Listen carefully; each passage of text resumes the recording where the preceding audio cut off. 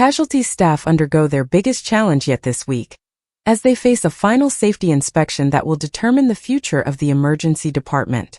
As CQC Inspector Carrie returns to the ED once more, the gang needs to deliver, or they risk losing the hospital's major trauma status for good. Can Flynn and the team do enough to impress? This truly is the last chance saloon for our beloved hospital, says our Casualty insider.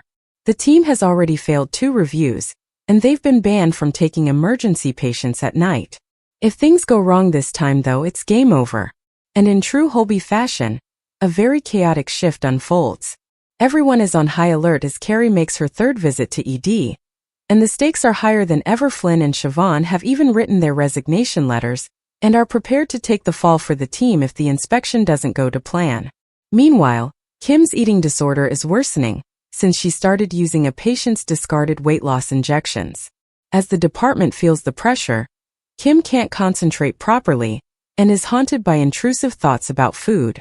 Under Carrie's watchful eye, the team is quickly thrown into action as a major trauma kicks off. Kim is distracted while taking someone's blood, but when the patient suddenly deteriorates, the resident doctor snaps back into focus and rushes them to resus. Colleague Maddie takes over treating the patient, and he soon realizes that Kim has made a big mistake. Maddie discovers that Kim's handwriting on the blood forms is illegible, explains our source. He knows about his friend's eating disorder and doesn't want her to get into trouble, so he discreetly rewrites the information. But it's forbidden to make edits to these forms, so the bloods have to be repeated because of Maddie's intervention. Carrie picks up on this blunder straight away, and while the team is left wondering if the inspection is over before it's really begun, furious Stevie tells Kim that there can be no more mistakes from her today. It all gets too much for struggling Kim, and she runs away to hide in the bathroom. Maddie follows, and Kim eventually promises him she'll seek professional help after the inspection. But this is just a ruse, as when Maddie leaves, she injects another dose of the weight loss drug. Will Kim ever get the support she needs? And will the ED pass the inspection? In the tense fluorescent-lit corridors of Casualty, where every second can mean the difference between life and death, even the most seasoned professionals are not immune to mistakes. And this time, it's Kim who finds herself at the center of a devastating misstep, one that could cost far more than just her reputation. The day begins like any other, though there's an unspoken weight hanging in the air. A final inspection looms over the department, a rigorous evaluation that will determine whether standards are being upheld or if cracks have begun to form beneath the surface. For Kim, this inspection isn't just procedural, it's personal. She's poured herself into her role, determined to prove that she can lead under pressure, that she belongs here. But pressure has a way of distorting even the sharpest minds. As the inspectors arrive, their presence is immediately felt. Conversations become clipped, movements more precise, and every decision carries an extra layer of scrutiny. Kim tries to steady herself, masking her nerves with professionalism. She knows this department inside out, or at least she thought she did. The first few hours pass without incident. Cases are handled efficiently, staff remain composed, and it seems the inspection might conclude without drama. But then comes the turning point. A patient wheeled in with symptoms that appear deceptively straightforward. Kim assesses quickly, relying on her instincts, her experience. There's no time for hesitation. Or perhaps there should have been. In her urgency to maintain control and demonstrate competence, Kim overlooks a crucial detail. It's small, so small it almost escapes notice entirely. But in medicine, small details can carry enormous consequences. A misread symptom, a rushed decision, a step skipped in the name of efficiency. First, no one notices. The department continues its rhythm, the inspectors observing quietly, their expressions unreadable. But as the patient's condition begins to deteriorate, the truth surfaces like a crack spreading across glass. Something has gone wrong. The realization hits Kim with a force that leaves her momentarily breathless.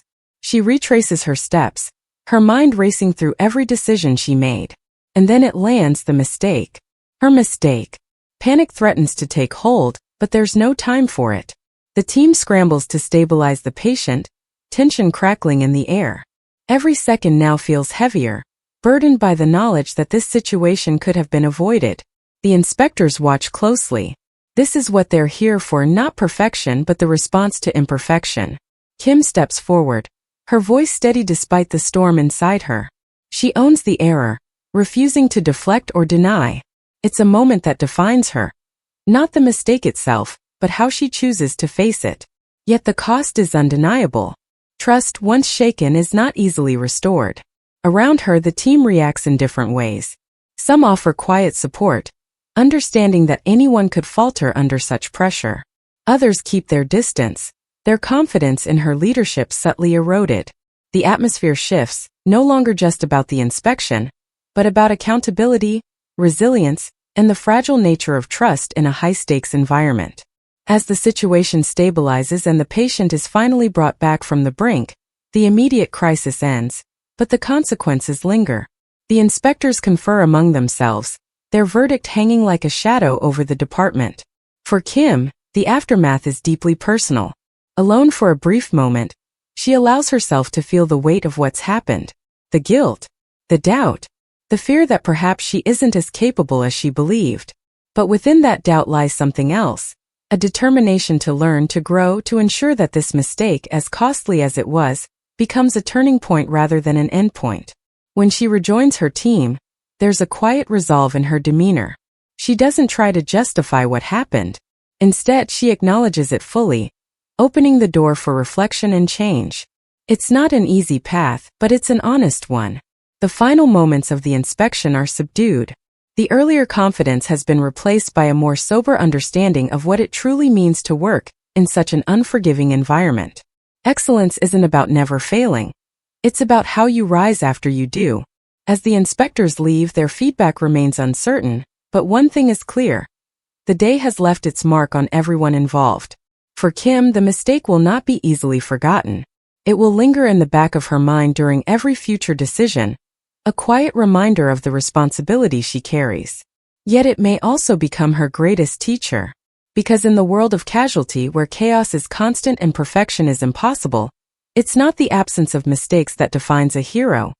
It's the courage to confront them, learn from them, and keep going despite the weight they carry. And for Kim, that journey is only just beginning. Thanks for watching. Don't forget to like, comment, and subscribe.